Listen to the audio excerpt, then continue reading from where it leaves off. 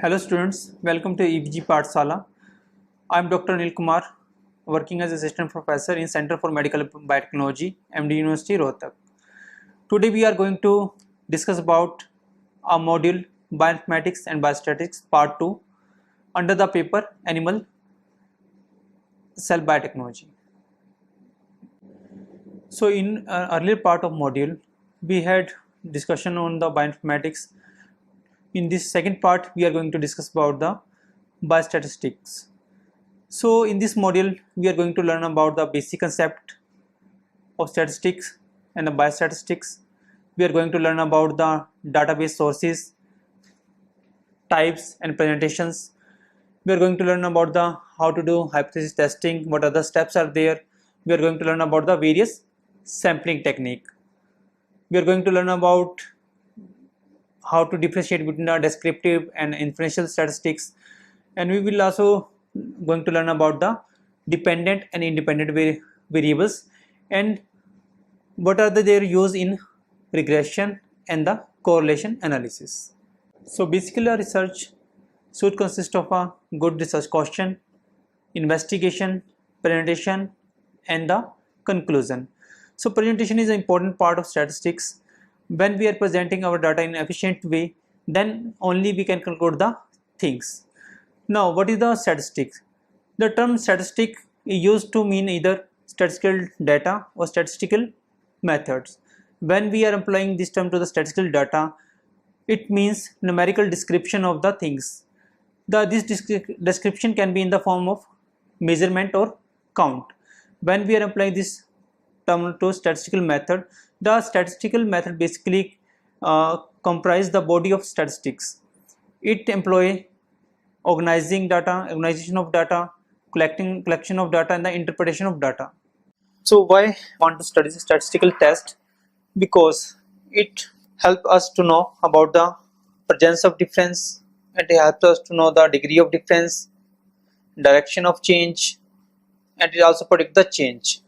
So we can say we can know about the similarity, outcome, and the basically we can make the conclusion on the basis of outcome using the statistical analysis. In this particular figure, you can address the different question like: is there is any difference between A and B? Which one is taller, A and B? How big is the difference between A and B? Is C is different from A and B?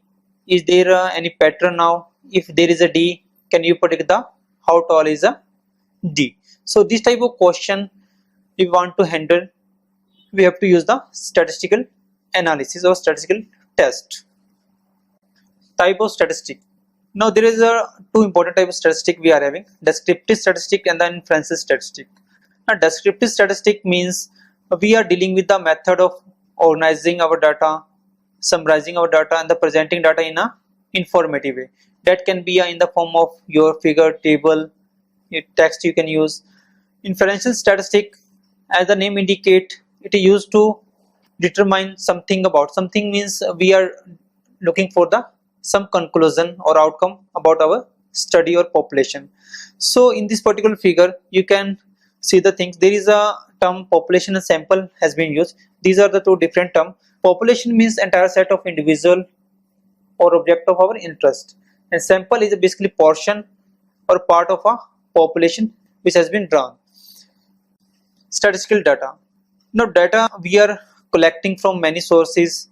Data can be in your phone, data can be in your book. So we are collecting data using a certain experiment. We are doing lab experiment. So in this lab experiment we are generating huge amount of data. That data can be of different type. It can be a primary data, secondary data. Primary data basically collected specifically for the desired analysis. Secondary data which already has been computed and available for the statistical analysis. Now data can be a variable or constant value. Variable means anything that can be a change. So variable is the item of interest that can take on many different numerical values, and constant as a fixed numerical value or constant numerical value. Now most data set or most data has been characterized into two main parts. One is the qualitative, second is the quantitative.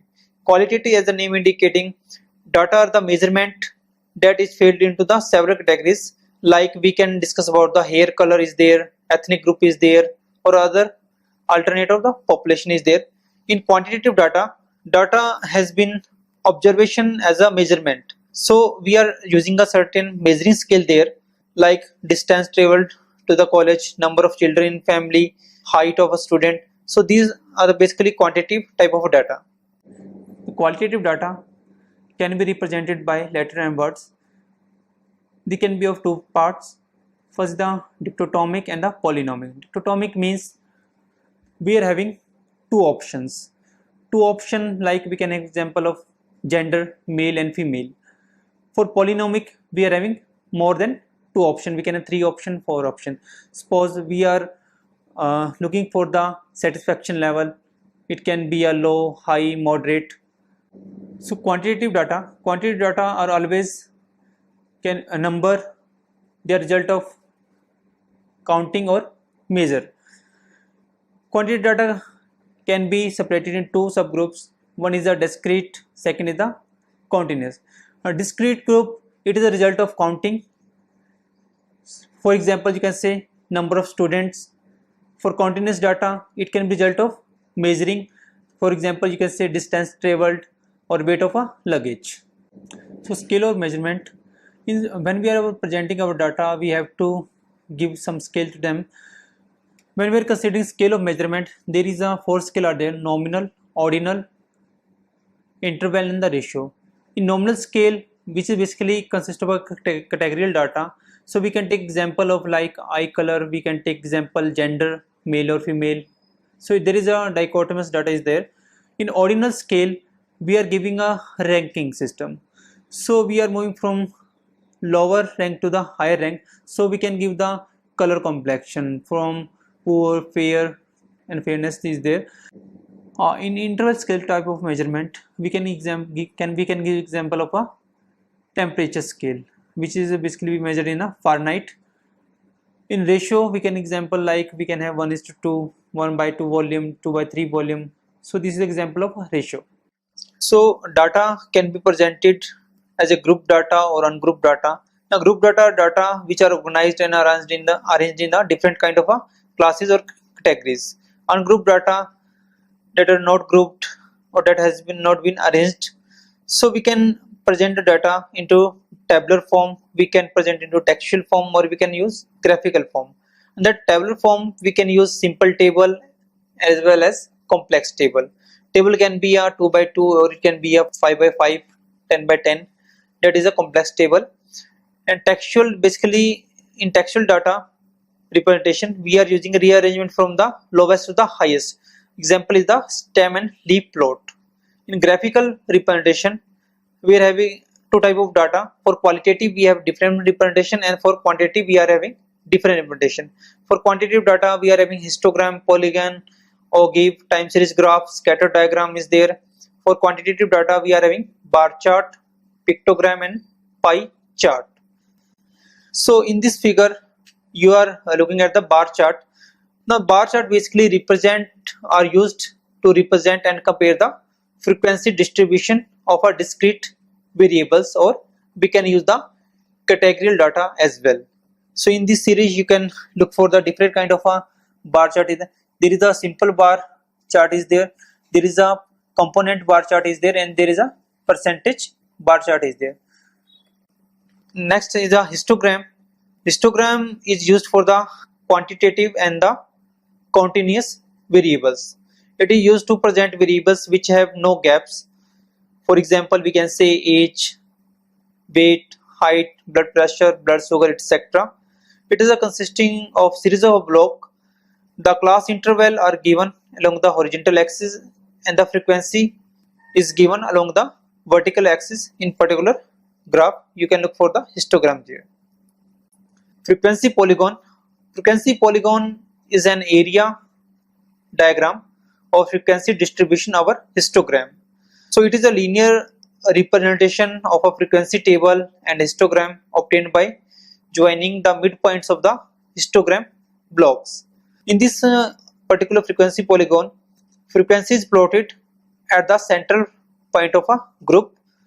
You can see polygon may take different shape, but many naturally occurring is they approximately symmetrical in nature, or we can say bell shape in nature, or we can say they follow the Gaussian distribution.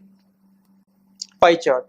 That's the most common way of presenting data, basically used by the business companies. So value of each category in this particular pie chart, value of each category is divided by the total value and then multiplied by the 360, and then each category is allocated the respective angle to present the proportion it has. In particular pie chart, we have two data. One is showing the developing countries, second is showing the developed countries. In particular pie chart, we are presenting data in the percentage form. So in this particular pie chart, developing countries percentage is the 26% and developed countries percentage is the 74%. Ogive and time series graph. It is a graph of cumulative frequency distribution.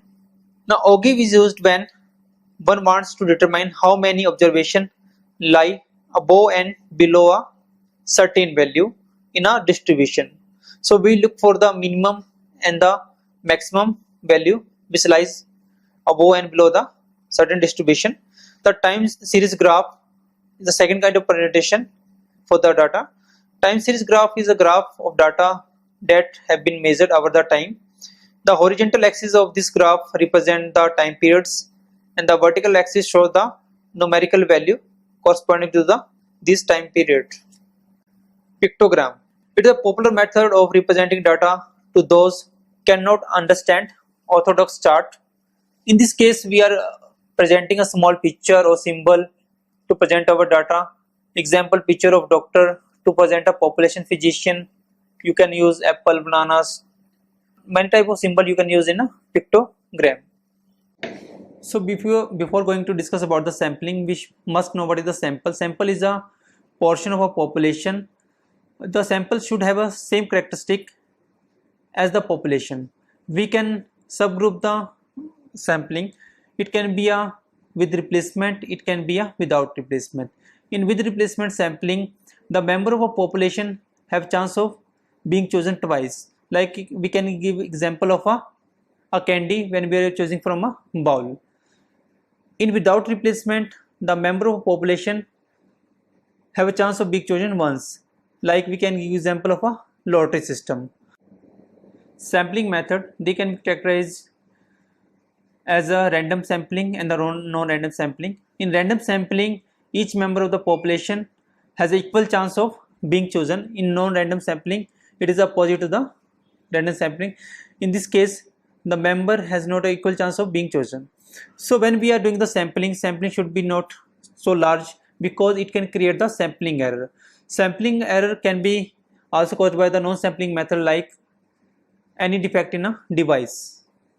Random sampling methods. So as we earlier said, we can have sampling of two types, random sampling and non-random sampling. So we mostly deal with the random sampling method. Random sampling method has following categories like simple random sample, in which each of the sample have same size and has an equal chance of being chosen. Stratified sample, in this case we divide the population into groups, or we can say strata, then take a sample from each of the stratum or group. In cluster sampling, we divide the population into strata, then randomly select some of the strata. All the members from these strata are in a cluster sample. Last method is under the random sampling method. Systematic sample. Randomly we select a starting point and take every nth piece of data from a listing of the population in this type of sampling method. Now this is the measure of central tendency. A measure of central tendency is a typical value around which other figure moves, or we can say gather. We are having basically three type of central tendency: mean, median and mode. In this particular figure you can see the thing. What is the mean? It is, we can say in simple layman language, it is can be seen as it is the average, the sum of all of the items divided by the number of items in a set. It is simple as a mean. So median Median is basically, as the name indicating, it is a middle value when the data are in the numerical order. If there are the two number in the middle, find the mean average of those two number. You are going to get median after that. Another important category of central tendency is the mode, the value or value that occur most often in a set of data. The most frequent, we can say, the most frequent value that occur in a set of data known as the mode. As in this figure you see the things, 4 is repeating 3 times itself, so it can be stated as a mode of this particular data. Another important step of statistic is the measure of a shape. Now shape determine basically the symmetry and the pickedness of your distribution. We can have skewness, kurtosis, box and whisker plots. Skewness means absence of symmetry. Extreme values lies one side of a distribution. We can have 3 types of symmetry: shape, left skewed, right skewed and symmetrical. If the your distribution is following the bell-shaped curve, it means it is symmetrical in nature. In this case, skewness, which is represented by the letter S, will be the 0. If it is unsymmetrical in nature, left skewed and the right skewed. If the tail is on the left side of the distribution, it is known as the left skewed. If it is on the right side of the, it will be known as the right skewed. In this case, for the left skewed, we will be having value of S less than 0. For the right skewed, we will be having value of S greater than 0. About in this figure, about the shape symmetrical distribution, we are having box plot. In this box plot, we have a horizontal line which is crossing the box known as the whisker. This is a box, and in the middle we are having median. So at the starting point we are having minimum values, and at the last of the whisker we are having maximum value. So box and whisker plot, they are basically graphical display of distribution and also reveal the skewness. Now kurtosis. Kurtosis basically represented by the pickedness of the distribution. Pickedness means basically you can say height of a particular shape. So we can, in this particular figure, you can look for the pickedness. We have leptokurtic, we can have mesokurtic, we can platykurtic. So in initial first of the figure representing the platykurtic, which has a basically broadened type height. In mesokurtic, which has some taper height. In leptokurtic, which is the most pointed shape of the distribution. And the kurtosis is also determined by a number. If it is less than 3, it will be a platykurtic. It is less than greater than 3, it will be a leptokurtic. If it is equal to 3, it will be a mesokurtic. Dispersion, it tells about the how much our data vary around the central value. Central value like mean, mode, median we are having. It basically represent the entire data in a one figure. We can have 2 type of measure of dispersion: absolute measure of dispersion and the relative measure of dispersion. Under the absolute measure of dispersion, we have category like range, quartile deviation, standard deviation and variance. And then under the relative measure of dispersion, we are having coefficient of range, coefficient of quartile deviation, coefficient of standard deviation and the coefficient of variance. We are looking for the measure of dispersion. We can have range, quartile deviation and the variance and the standard deviation is there. Range is the difference between the value of largest item and the value of smallest item included in the distribution. Another, we can discuss the under the range, absolute range, which is known as the coefficient of range. Another aspect is the quartile deviation. It is a half of the difference between the upper quartile, that is the Q3, and the lower quartile, that is Q1, as we have seen in the case of a box plot. It indicates the average amount by which the 2 quartile differ from the median. In symmetrical distribution, 2 quartile Q1 and Q3, they are at the equidistant from the median. Variance measure how far a set of a number is spread out. Small variance indicate the data points tends to be very close to the mean, and the variance of a population, it is denoted by the sigma square, and the variance of sample, it is denoted by the small s square. Standard deviation, it is the square root of the variance and used to quantify the amount of variation in a data set, as you can see with the formula in a particular slide. So distribution statistic, we can have different kind of distribution. We can have binomial, Poisson, we can have uniform distribution, we can have Bernoulli distribution, exponential, geometric, chi-squared. So these are the different kind of distribution we are having in a statistic. We will discuss about the hypothesis testing. So what is the hypothesis? When we are planning the experiment, we are giving certain assumption about the things. So we have two statement about the population, that is a null hypothesis and the alternate hypothesis. Null hypothesis means hypothesis of a no difference or no effect. Alternate hypothesis, it is a research hypothesis or it is a hypothesis of difference or effect. Now what we have to do when we are testing a hypothesis, there are certain steps. First step is a statement. We have to state the things like there is a null or alternate hypothesis. Then you have to determine the level of significance. Then you have to choose the appropriate significance and the calculation of a test statistics. Then you have to calculate the p-value. P-value is known as the probability value. The probability value will define whether you are going to accept or reject the hypothesis. Now degree of freedom. Degree of freedom are the number of values in a study that have freedom to vary. For t-test, we are having n-1 number of degree of freedom. For chi-square test, because in chi-square test we can use different type of contingency table. It can be 2 by 2, it can be 3 by 2. For 2 by 2 we are having n-1. For 3 by 2 contingency table we are having r-1, c-1. For ANOVA we have two type of degree freedom are there for ANOVA, df1 and df2.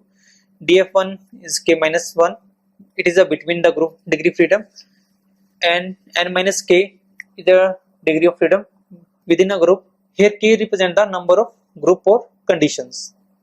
Regression, equal number of observation minus the number of parameter estimated. Now what is the confidence interval? It describes the amount of uncertainty associated with the sample estimate of a population parameter.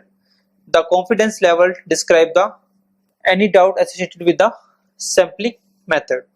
As we see in statistics, there is a 95% confidence, 90% confidence. So if we talking about the 90% confidence interval, it means we would expect a 90% of the interval estimate to include the population parameter. Similar thing for the 95% confidence.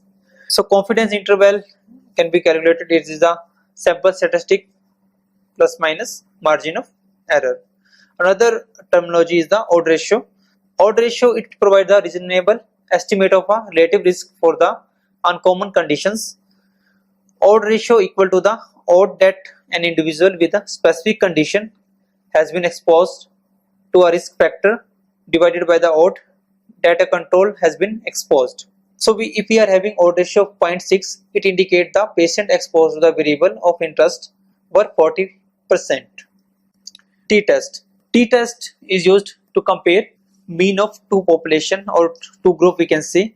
So in this case, t-test assume there is a normal distribution. Second assumption is there is a equal variance exists between two population. So there are the different type of t-test. We are having matched pair, independent pair, and the one sample t-test. Matched pair, if there is some link between the data, then we are using the matched pair. Suppose we are using data like before and after. If we are using independent pair t-test, in this type of t-test there is no link between the data. One sample t-test, if we want to compare our mean with the unknown sample mean. This is the representation formula for the t-test. ANOVA stands for the analysis of variance. In ANOVA we compared more than two means across the population. We are having different variant of ANOVA, one-way ANOVA, two-way ANOVA, analysis of covariance, that is known as the ANCOVA, and the multivariate ANOVA. In one-way ANOVA we are having one dependent and one independent variables. In two-way ANOVA we have more than two independent variables and one dependent variables. In ANCOVA, that is the analysis of covariance, we adjust those factors which interfere with our result in reference to the independent variables. in multivariate analysis, which is a kind of inferential statistic in which we compare multiple group at the same times. On our procedure, first you have to give statement about the null and alternative hypothesis, then you have to state the alpha, that is a p-value, then you have to calculate the degree of freedom df1 and df2, then state the decision rule and calculate the test statistic. In this particular things you have to calculate the f value, that can be calculated by the f statistics. Now f statistic, if f is a significant, then we go for the post hoc analysis. If it is not significant, then we are not performing the post hoc analysis. Actually, post hoc analysis test is performed to compare the significant differences between the or within the group. ANOVA output. In this particular slide, you can look for there is a first graph represent descriptiveness, second is the ANOVA table, and third one is the multiple comparison. So in descriptive, you are going to get information about mean, standard deviation, standard error, your confidence interval. In ANOVA table, you are going to get degree of freedom, mean square value, f value, and the significant value.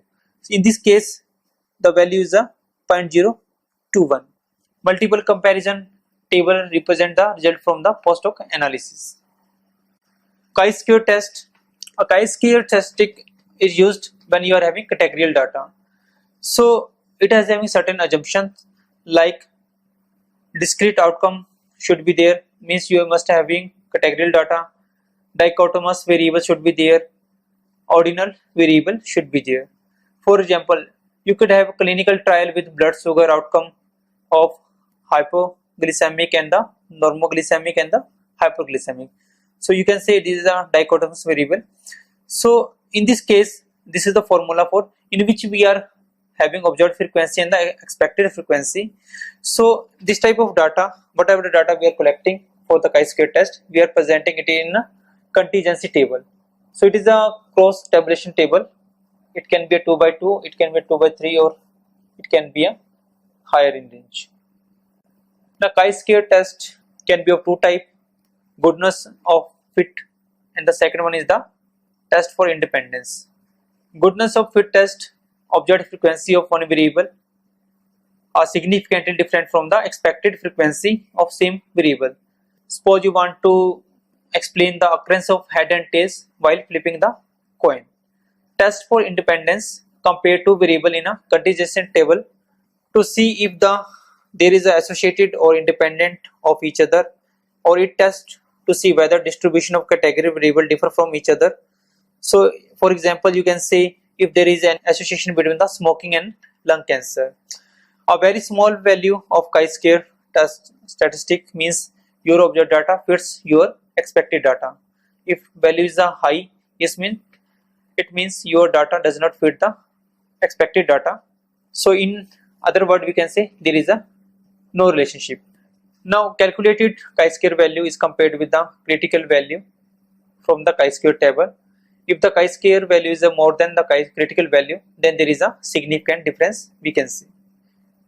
Correlation is a bivariate analysis that measure the strength of association between two variables and the direction of relationship.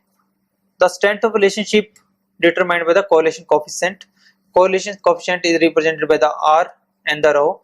There are two types of correlation coefficient we are having: Pearson and the Spearman rank correlation coefficient. In this particular slide, you can see the both of correlation coefficient R and rho. Correlation coefficient value tells about the strength of relationship. It is generally represented by less than or higher than 1. So value varies between -1 and +1. Below is the representation of the different graph, or which is showing the strength of association. If the value is less than -1, then there is a perfect negative correlation. If it is a 1, then it is a perfect positive correlation. If it is a 0.75 to 1, it is a strong positive correlation. If it is a -1 to -0.75, it is a strong negative correlation. If it is between 0.50 to 0.75, it is a moderate positive. Or we can say if there is a 0.550 to -0.25, it is a weak negative correlation. Linear regression analysis investigate relationship between the dependent and dependent variables. Dependent variables are our target variables, independent is our predictor variables. That is the outcome of a variable. The main application of regression analysis is in forecasting and time series modeling, and to find out the causal relationship between the dependent and independent variables. Although there is a many type of regression analysis are there, but most commonly one is the linear regression analysis. In linear regression analysis, we are having dependent variable which is a continuous type, and an independent variable which is which can be a continuous and discrete type. In regression analysis, it can be presented by a simple equation, that is a y is equal to a plus b multiplied by x plus e or epsilon. Epsilon is known as the residual error, where is a is the intercept and a b is a slope of that line. In regression analysis, we use most common method as the least square method, that is used to fit the curve or across the data point. In this particular method, we obtain a single straight line across our data points. Regression in plot. Similar to the correlation, by looking at the particular graph, we can tell it is a basically scatter plot which are representing the relationship. In the first graph, you can see there is a linear relationship which is coming downwards, and which is going upward, which is showing the negative linear relationships. And relationship is not linear if it is a dots or your data points are scattered around your main line. In the last figure, you can see the things, there is a no relationship between the dependent and independent variables. So this is a regression output in which you are going to get degree of freedom, sum of the square value, mean square value, f value, and the p values. Let's summarize we have learned in this module. We have learned what is the basic statistic, which involve the statistical method or data.